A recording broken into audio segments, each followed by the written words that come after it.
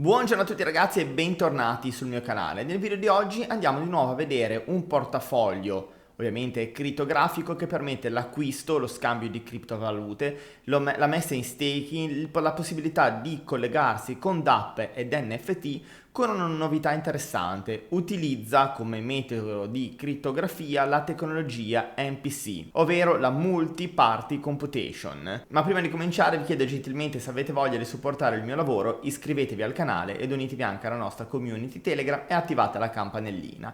Ora andiamo a vedere come funziona questo nuovo portafoglio, ovviamente dopo la sigla.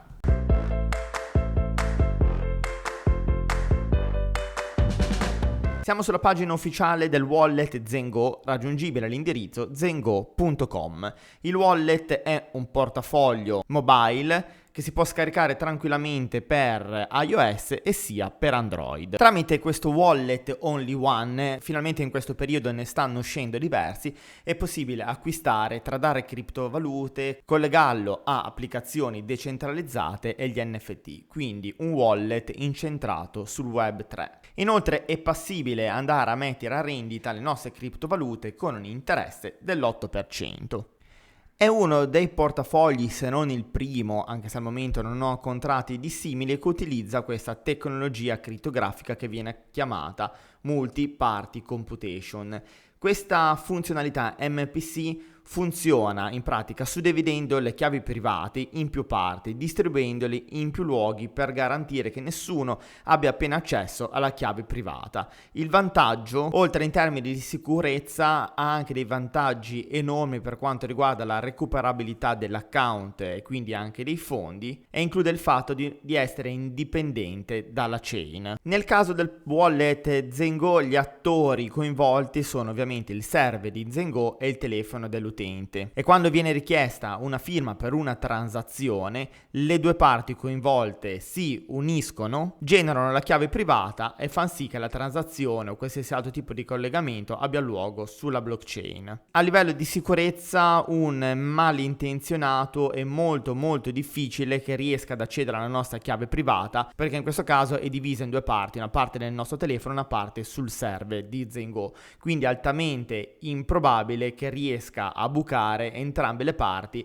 ed unire la nostra chiave privata. Attualmente sia Fireblocks che Coinbase utilizzano per una parte delle loro operazioni la tecnologia MPC. Quindi alcune delle caratteristiche principali di questo wallet sono la tecnologia MPC, Clearing Sign Firewall, l'autenticazione a 3 fattori, non avere seed phrase, che secondo loro equivale anche a non avere vulnerabilità o comunque ridurla davvero al minimo, e una facilità di recupero disallarmante. Quindi si ha il pieno controllo delle proprie criptovalute come un wallet non custodial, con una bassissima vulnerabilità e con un'alta facilità di recupero del portafoglio, che equivale a una maggiore protezione per l'utente che utilizza questo portafoglio con questa tecnologia. L'assistenza tecnica è via chat e via email 24 ore su 24, 7 giorni su 7. Sempre per quanto riguarda la sicurezza, ha 3 fattori, che è la cosa più importante. Abbiamo la conferma tramite indirizzo email, tramite il recovery file e tramite la scansione facciale. Per quanto riguarda l'acquisto delle criptovalute e dei token, possiamo acquistarle tramite Visa, Mastercard, Apple Pay o tramite bonifico, utilizzando dei processori esterni, utilizzando Banxa, MoonPay oppure CoinMama. Il minimo acquistabile è $85 sia con carta che tramite bonifico, e le fee, a seconda del processore che si utilizza, a seconda della nostra nazionalità, non sono molto basse. Si parte dall'1,99% per arrivare addirittura fino al 5,99%, quindi non è economico utilizzare un servizio di acquisto del genere, ma come tutte le cose la semplicità e la comodità di utilizzo ha un costo che va sostenuto. Per quanto riguarda il trade, ovvero lo swap integrato, si può fare tutto tramite il nostro portafoglio. Come partner utilizzano Changely. Stessa cosa per quanto riguarda gli interessi passivi, lo staking e il lending,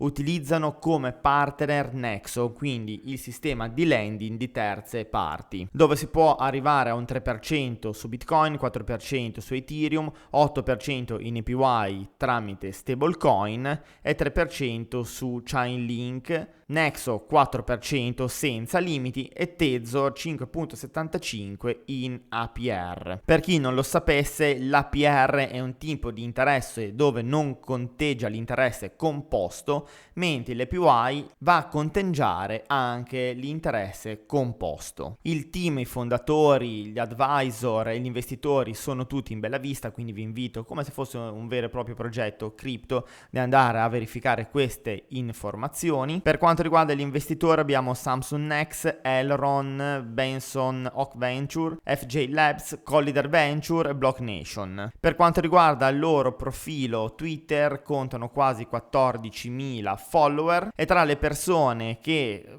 stanno seguendo Zengo Wallet abbiamo anche Chris di Crypto.com. Per chi non lo sapesse, Chris è il CEO di Crypto.com. Sono presenti anche su Discord, GitHub, Medium, Telegram, con una community piccolina di quasi 500 utenti. Attualmente utilizzando MonPay è possibile acquistare circa 35 criptovalute, tra le più importanti Bitcoin, Aave, Apecoin, Binance Coin, Chainlink, Chiliz, Civi, Compound e tanti altri. Per quanto riguarda la vendita con la conversione in euro e il bonifico tramite MonPay verso il nostro conto corrente, attualmente si può solo convertire in euro Bitcoin. Quindi se si ha altre criptovalute bisogna utilizzare lo swap interno di Changely e convertire in Bitcoin. Ovviamente le fee sono quelle di Changely. Per quanto riguarda la connettività alle DApp e la DeFi si utilizza Wallet Connect, quindi tramite la scansione del cellulare si connette il nostro portafoglio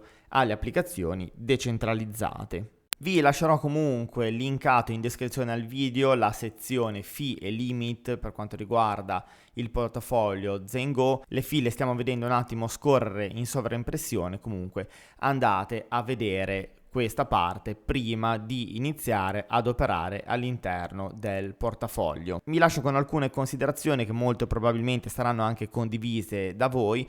Come idea il portafoglio non è per niente male, ma ci sono diverse cose da migliorare o da implementare. Innanzitutto la conversione di altri token, altre criptovalute con euro, al momento c'è solo Bitcoin, e magari l'utilizzo di partner differenti oppure di concorrere all'abbassamento delle fee, perché tramite gli acquisti e vendite andare a pagare dall'1,99% fino a un 6%, sì che come ho detto prima la comodità, la sicurezza, la facilità d'uso ha un costo da sostenere sia da parte nostra ma soprattutto anche dei costi di gestione da parte di un portafoglio, però riuscissero a limare un po' queste spese da parte dell'utente sicuramente potrebbe avere un seguito maggiore e attirare molti più utenti. Dal lato lending e staking, quindi interessi passivi, utilizza un partner di tutto rispetto, quindi Nexo, anche se visto il periodo e quello che sta succedendo e molte aziende sono insolventi, anche se Nexo attualmente non ha problemi simili, mi sento di sconsigliare di andare a mettere a rendita dei token delle criptovalute utilizzando per l'appunto la SeFi. Personalmente non andrei mai a mettere a rendita Bitcoin per un 3% annuale, pur volendolo holdare.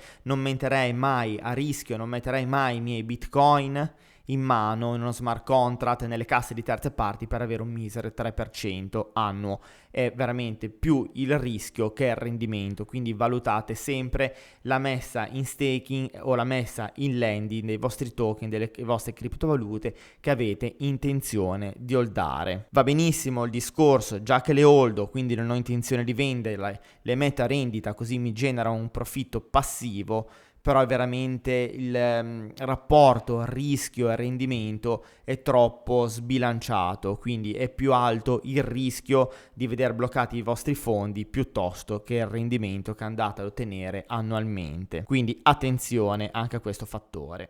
Bene, siamo arrivati anche per oggi alla fine del nostro appuntamento, spero che il video vi sia piaciuto, l'abbiate trovate interessante ed utile. Se conoscete altri portafogli simili o dei wallet ancora più interessanti, vi invito a commentare questo video con una piccola descrizione e il nome del portafoglio che state utilizzando. Come ho fatto in apertura, vi chiedo gentilmente di supportare il mio lavoro con un'iscrizione, attivando la campanellina e lasciandomi un like. Vi ringrazio per l'attenzione, ci vediamo presto. Ciao a tutti.